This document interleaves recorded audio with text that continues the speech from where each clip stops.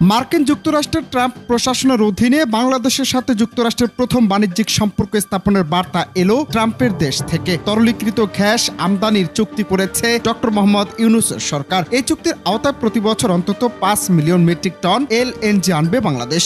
যুক্তরাষ্ট্রের লুইজিয়ানার urgent LNG কোম্পানির সঙ্গে এই চুক্তি স্বাক্ষর হয়েছে বলে জানা গেছে। সংবাদ সংস্থা রয়টার্স বলছে, মার্কিন প্রেসিডেন্ট ডোনাল্ড ট্রাম্প দায়িত্ব নেওয়ার পর এলএনজি ক্রয়ে যুক্তরাষ্ট্রের কোনো কোম্পানির সাথে কোনো দেশের সবচেয়ে বড় চুক্তি এটি।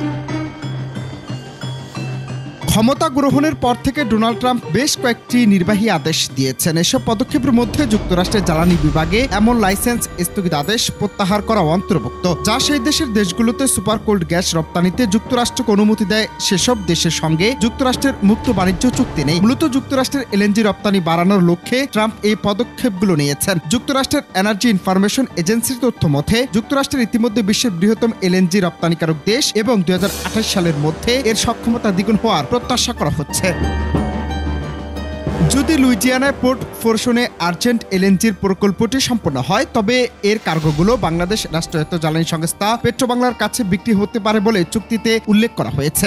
আর এর মাধ্যমে ট্রাম্পের অধীনে বাংলাদেশের যুক্তরাষ্ট্র সম্পর্কের নতুন সূচনা ঘটল। বাংলাদেশের বর্তমান সরকার সম্পর্কে ট্রাম্প প্রশাসনের বিরূপ ধারণা সম্পর্কিত যেসব অনুমান নির্ভর তথ্য বেশি বেড়ায় সামাজিক যোগাযোগ মাধ্যমে, তাতেও হ্রাস টানতে পারে এই চুক্তি। মার্কিন জ্বালানি প্রতিষ্ঠান আর্জেন্ট এলএনজি লুইজিয়ানায় বছরে ২.৫ কোটি মেট্রিক টন তরলীকৃত গ্যাস উৎপাদন সক্ষমতা বিশিষ্ট একটি প্ল্যান্ট স্থাপন করেছে। এই কোম্পানিটির সাথেই বছরে ৫০ লাখ মেট্রিক টন তরলীকৃত গ্যাস আমদানির জন্য একটি ঐতিহাসিক চুক্তি স্বাক্ষর করেছে বাংলাদেশ সরকার।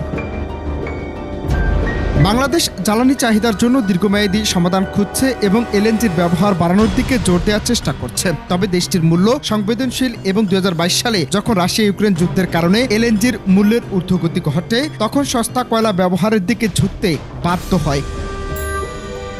অনন্ত হাসান মাসুদ, বাংলা টিভি।